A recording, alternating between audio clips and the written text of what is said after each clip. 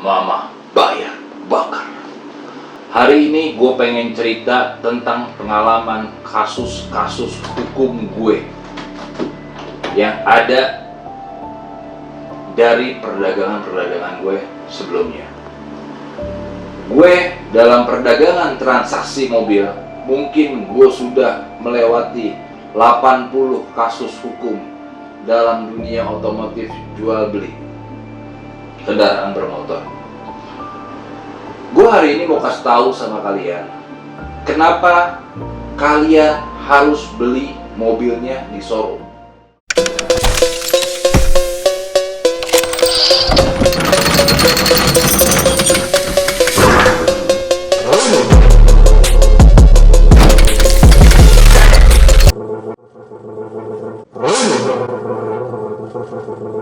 Kenapa? Karena tidak ada jaminan keamanan buat kalian yang beli mobil, baik kalian itu sudah cek fisik kendaraan itu ataupun belum, tidak ada jaminan. Kenapa? Karena mobil itu adalah benda bergerak. Benda bergerak yang memiliki surat dan memiliki cerita-cerita sebelumnya pada pemilik sebelumnya, entah ada keterlibatan kasus hukum atau lainnya. Contoh kecil begini, kalau misalkan kalian beli mobil di showroom, anggap kalian beli mobilnya di showroom mobil bekas, terjadi suatu kasus, kalian ingin bayar pajak, tiba-tiba pajak itu tidak bisa terbayar. Kalian bakal tanya sama Samsat, kenapa pajak ini nggak bisa terbayar? Saya pengen bayar kok. Pasti Samsat bakal bilang, mana suratnya, mana dokumennya, dan mana mobilnya. Saat kalian serahkan mobilnya mungkin ke Samsat terdekat dari rumah kalian, atau ke tempat pengecekan, atau ke Polda, atau ke Polres, atau kemanapun yang terlibatan dengan hukum kepolisian yang berlaku di negara Indonesia, mobil kalian pasti langsung diambil. Kenapa? Karena ada laporan dari pemilik sebelumnya atau laporan yang melibatkan kasus mobil Anda. Jika terjadi hal-hal seperti itu, kalian beli showroom, kalian masih bisa berdalih. Wah Pak, saya nggak tahu menahu, saya belinya mobil ini di showroom A, atau di showroom B, atau di showroom C, atau apapun itu, atau dimanapun showroom itu berada. Polisi pasti akan panggil pemilik showroom untuk menjelaskan kronologis kasus yang ada dalam laporan di kepolisian. Anda sebagai pembeli ada atau masih ada kemungkinan untuk mengharapkan uang Anda kembali dari showroom yang mengganti uang Anda karena adanya kasus mobil yang dijual. Tapi kalau Anda belinya di perorangan, jika ada hal-hal terjadi seperti ini, kalian mau kemana? Saat ada laporan kasus hukum, kalian mau bilang kemana? Saya belinya dari si Fulan atau si Fulan. Kalau orangnya masih ada, kalau orangnya berpindah tempat, atau orangnya pindah rumah, kalian adalah orang terakhir pemilik kendaraan tersebut yang akan mempertanggungjawabkan kasus yang dibuat. Mungkin memang Anda tidak akan terlibat pada kasus hukumnya, tapi Anda pasti akan terlibat ke dalam mobilnya itu, akan ditahan oleh polisi sebagai barang bukti, dan Anda tidak memiliki kuasa apapun untuk mengambil mobil yang terlibat dalam kasus hukum itu sebelumnya, walaupun Anda adalah pemilik terakhir. Kenapa? Karena ada laporan kasus hukum sebelumnya yang terjadi. Contoh, gue punya pengalaman lebih dari 20 tahun pada transaksi dunia otomotif. Gue pun pribadi sudah merasakan atau mengalami puluhan kasus, bahkan hampir gue lupa kasus itu apa aja, saking banyaknya. Apa saat Anda transaksi mobil, Anda beli mobilnya, lalu Anda cek fisik kendaraan, Anda cek BPKB dan cek STNK, terus mobil itu selesai sampai situ? Enggak. ada kemungkinan laporan akan terjadi setelah Anda membeli mobil tersebut. Karena laporan itu bebas. Masalah hukum bebas dilaporkan kapan saja. Tapi kalau Anda lagi apok, setelah Anda beli mobilnya, laporan dari pihak sebelumnya hadir.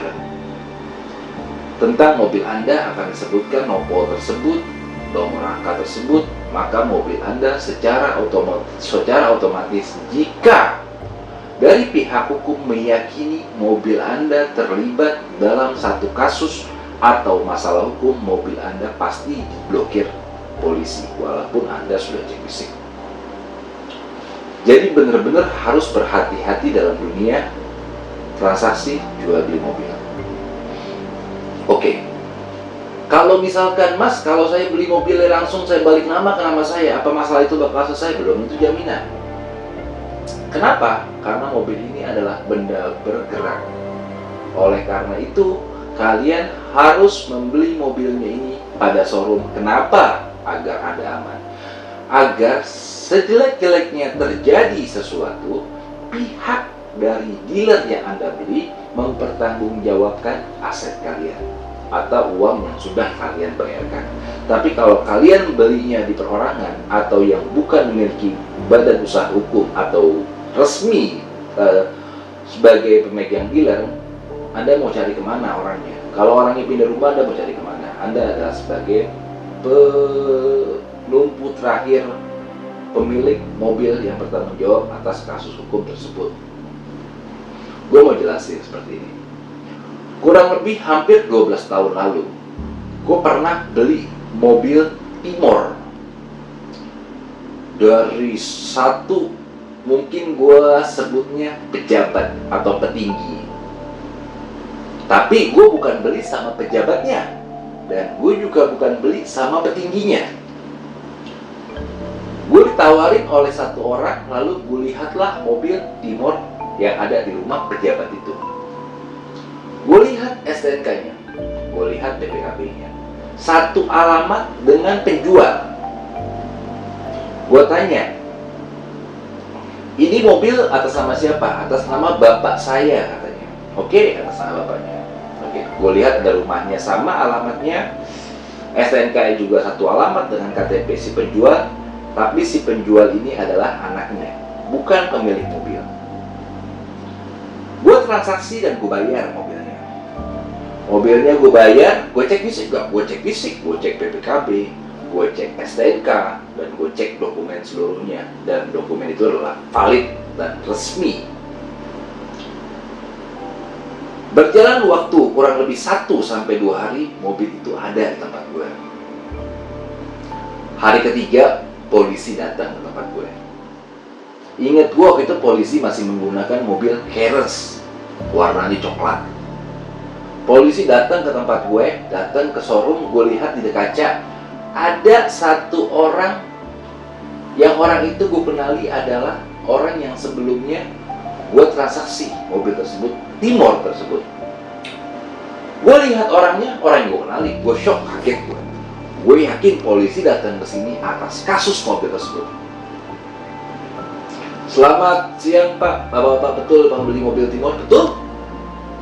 Ada laporan kasus. Gue lihat laporannya, ada juga surat penahanan kendaraan atau penyitaan kendaraan sebagai barang bukti. Gue kaget, gue bilang nggak bisa. Saya bayar sah, saya bayar sama dia, surat dan sudah saya cek. Oke Pak, nanti kita bicaranya di kantor saja. Oke, sepakat. Gue datanglah ke kantor polisi. Polisi bilang sama gue, Pak, Bapak beli mobilnya berapa harganya? Gue sebut, gue beli seharga nilai wajar, harga pasaran, dan sudah juga gue cek fisik. Pak, mobil ini atas nama siapa? Ya atas nama bapaknya. Atas nama bapaknya si pemilik mobil yang sudah gue beli. Pak, ini laporan datangnya dari bapaknya. Nah, kok bisa? Iya. Bapaknya nggak tahu anaknya jual mobil tersebut kepada bapak, angkanya A. Jadi anaknya menjual mobil kepada gue tanpa sepengetahuan orang tuanya, dan orang tuanya menuntut mobil tersebut ke kepolisian. Dan pihak kepolisian wajib untuk menangani laporan tersebut yang mengakibatkan penyitaan mobil yang gue beli. Gue bilang sama polisi, mobil sudah gue cek fisik, BPKB resmi dan STNK-nya resmi. Saat itu yang terjadi masalahnya adalah si pemilik kendaraan atau bapaknya orang yang sudah gue bayar, yang satu alamat dan itu adalah anak kandungnya, datang juga ketemu gue. Saya bilang, Pak, ini mobil, kata si orang tuanya, Pak, ini mobil saya. Iya, tapi saya beli sama anaknya. Iya, saya tahu itu anak saya dan saya akui itu anak saya. Tapi saya tidak menjual mobil itu kepada Bapak. Bapak kenal saya? Tidak. Bapak transfer kepada saya juga tidak. Apa saya menandatangani transaksi jual beli tersebut? Saya bilang, gue bilang ya enggak seperti itu. Oke. Berarti transaksi kita tidak sah karena yang transaksi ini adalah anak saya. Gue saat itu tetap berdebat, berargumen. Saya beli, saya surat, saya cek fisik dan lain-lain. Tapi itu tidak membenarkan gue, karena gue bukan membeli kepada atas nama langsung, tapi gue membeli kepada anaknya. Mediasi saat itu adalah, Pak, sekarang kalau misalkan kita mau terus seperti ini, otomatis anak Bapak sebagai pelaku kriminal karena menjual mobil kepada saya. Bapak menuntut anak Bapak sendiri yang mengakibatkan mobil ini disita. Karena hubungannya sebagai orang tua dan anak, akhirnya dijalankanlah mediasi di antara mereka. Juga termasuk mediasi di antara gue. Orang tuanya bersikeras untuk tetap menuntut anaknya sebagai pelajaran karena menjual mobil orang tuanya tanpa seizin orang tuanya. Tapi tetap gue masih berusaha untuk memediasi agar mobil itu tetap ada di tangan gue. Kasus hukumnya selesai, anaknya keluar dan dia bisa pulang dan kasus ini ditutup karena si pelapor mencabut laporannya. Gue masih berusaha untuk itu. Berjalan waktu, selesailah mediasi di antara kita. Saya bilang, orang tuanya nanya sama gue, anak saya jual mobilnya sama bapak berapa? Gue bilanglah angkanya A. Orang tuanya, oke, kita sepakati, saya tidak ingin jual mobil saya harga itu. Saya ingin jual mobil saya itu dengan harga kurang lebih dari nilai transaksi gue lebih mahal 20 juta. Kenapa? Entah kenapa anaknya itu mungkin ada pakai uangnya atau apa, gue ngerti. Cuman solusi tercepat saat itu adalah gue kasih uang 20 juta sebagai penambahan transaksi yang tidak disetujui. Si orang tua atau si pemilik berkehendak untuk menyelesaikan transaksi itu sama gue yang dianggap sah olehnya, dan dia mau mencabut laporan saat itu kasusnya. Kekalahan hukum gue saat itu adalah gue tetap argumen BPKB di tangan gue, STNK di tangan gue, faktur di tangan gue, kunci di tangan gue, dan mobil di tangan gue. Tapi orang tuanya berargumen tidak ada satupun tanda tangan dirinya untuk transaksi mobil itu. Kenapa gue bicara seperti ini? Itulah kepentingan kwitansi belangko kosong yang ditandatangani oleh pemilik sebelumnya dengan fotokopi KTP ini untuk melengkapi kasus seperti ini. Makanya kwitansi belangko kosong yang ditandatangani pemilik sebelumnya bermaterai dan KTP itu penting. Kenapa gue bilang penting? Karena di situ bisa lo tulis nama dan transaksi jual beli. Jika ada tuntutan seperti ini, lo bisa menghadirkan kwitansi belangko yang ditandatangani. Itu kekuatan hukum lo saat lo membeli mobil dari pihak lain. Jika ada tuntutan dari pemilik sebelumnya, lo bisa hadirkan kwitansi belangko kosong yang dihadirkan tanda tangan bermaterai dan fotokopi KTP sebagai kekuatan hukum lo. Tanpa itu, si pemilik mobil sebelumnya berhak menuntut mobil tersebut jika tidak diterima dana atau transaksi mobil tersebut. Oke? Di saat itu, gue bayarlah, terjadi negosiasi dari 20 juta, lalu gue negosiasi ketemulah angka di angka 15 juta. 15 juta gue serahkan ke orang tuanya mencabut laporan kepada anaknya keluar, dan mobil ini transaksinya sah mutlak kepada tangan gue. Mobil ini gue pegang dan gue jual dengan harga yang agak sedikit tinggi.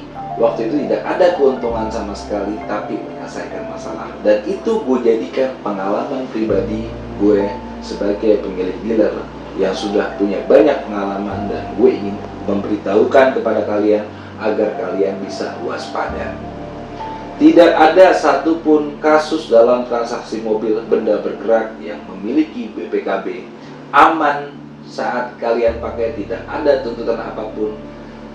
Itu mustahil. Ada kemungkinan terjadi pada pemilik-pemilik sebelumnya, kecuali kalian belinya baru langsung dari dealer, nama-nama kalian, pemakaian kalian yang tahu. Kemungkinan itu akan tidak ada kasus seperti itu karena kepemilikan di tangan kalian.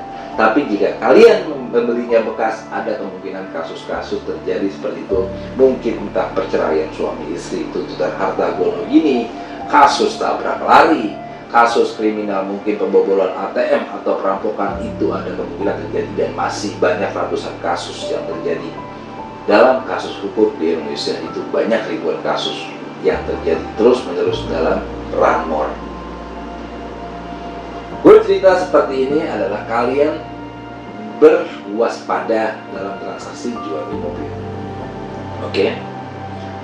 Apa langkah terbaik yang kalian lakukan untuk transaksi jual beli mobil bekas? Kalian harus beli mobilnya di showroom mobil dimanapun yang kalian percaya, yang memiliki kapasitas ganti. Jika terjadi sesuatu kasus pada mobil kalian, maka pihak dealer akan mengganti uang kalian sebagai uang ganti rugi jika mobilnya ini ditahan kepolisian atau masuk ke dalam sidang dalam proses sengketa tuntutan. Itulah kepentingan kenapa kalian harus beli mobilnya di showroom mobil bekas yang memiliki kapasitas ganti. Semoga video gue bermanfaat buat kalian. Tidak ada keamanan dalam transaksi jual beli mobil walaupun kalian sudah cek fisik. Kemungkinan laporan-laporan dari pihak sebelumnya atau laporan-laporan yang mungkin timbul di kemudian hari hadir, itu tidak mungkin menutup kemungkinan. Jadi tetap waspada, belilah mobil di showroom mobil yang memiliki showroom mobil yang bekas, showroom mobil bekas yang memiliki kapasitas ganti, showroom bekas yang memiliki kapasitas dan besar yang bisa bertanggung jawab pada mobil kalian jika terjadi sesuatu di kemudian hari. Info seperti ini semoga bermanfaat. Salam mama buaya bakar. Jangan lupa follow Instagram gue Europe_cars_garage dan subscribe channel gue karena masih banyak ilmu yang bermanfaat yang akan kalian terima. Salam.